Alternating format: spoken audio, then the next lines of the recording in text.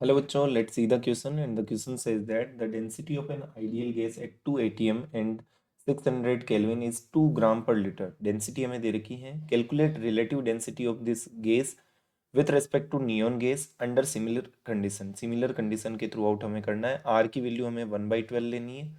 ATM litre mole kelvin ये हमें instruction दे रखा है. तो देखो बेटा आइडियल गैस दे रखी है तो अपन सबसे पहले PV equals to NRT ideal gas equation use कर लेते हैं.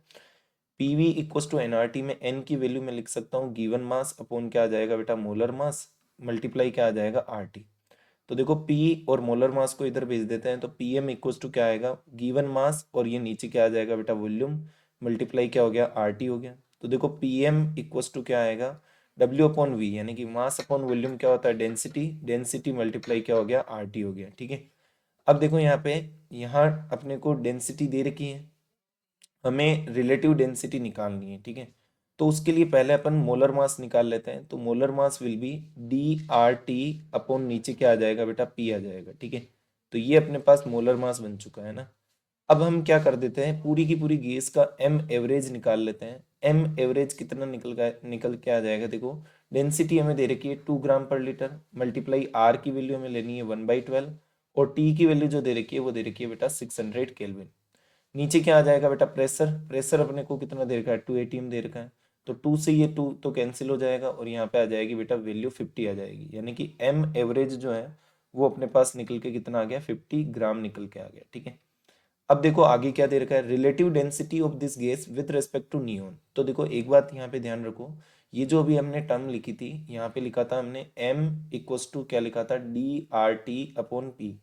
अब ये देखो कह रहा है सिमिलर कंडीशन के थ्रू आउट हमें निकालना है यानी कि सिमिलर कंडीशन आर तो कांस्टेंट रहता है टेम्परेचर और प्रेशर की सिमिलर कंडीशन के थ्रू आउट निकालेंगे तो ये भी पूरा क्या हो गया कांस्टेंट हो गया.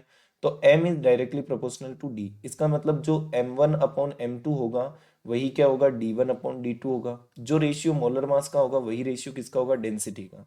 यानी कि देखो किसकी रेस्पेक्ट में निकालना है ये जो गैस है इसकी डेंसिटी निकालनी है नियोन की रेस्पेक्ट में. तो यदि हम इन दोनों का मोलर मास का रेशियो निकाल दें तो वही किसका हो जाएगा डेंसिटी का रेशियो हो जाएगा. तो देखो मैं मोलर मास ऑफ क्या कर दूं यहाँ पे मोलर मास ऑफ कर देता हूँ किसका गैस का करना है तो गैस का मोलर मास एम एवरेज लिख देता हूँ जो अभी हमने निकाल लिया. फिर क्या आएगा मोलर मास ऑफ किसकी रेस्पेक्ट में निकालना है नियोन की रेस्पेक्ट तो नियोन आ जाएगा. और डेंसिटी ऑफ क्या हो जाएगा डेंसिटी ऑफ गैस हो जाएगा जिसकी डेंसिटी हमें दे रखी है. ठीक है.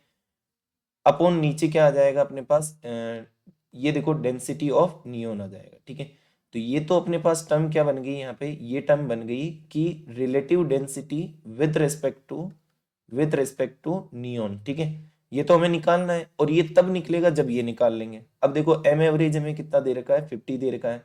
नीचे बेटा molar mass of neon molar of mass of neon कितना होता है बेटा 20 होता है क्योंकि मास नंबर 20 है ना. तो यहाँ से कट करेंगे तो कितना आ जाएगा बेटा 5/2 यानी कि कितना आएगा 2.5. तो देखो ये जब 2.5 आ रहा है तो ये भी कितना आएगा बेटा 2.5 यानी कि density of gas with respect to density of neon will be 2.5. ठीक है. ऑप्शन नंबर ए में अपने पास 2.5 आ रहा है यानी कि option number A will be the correct answer of this question. Option number A will be the correct answer of this question. I hope all of you understand this question very well. Thank you and best of luck for your next exam.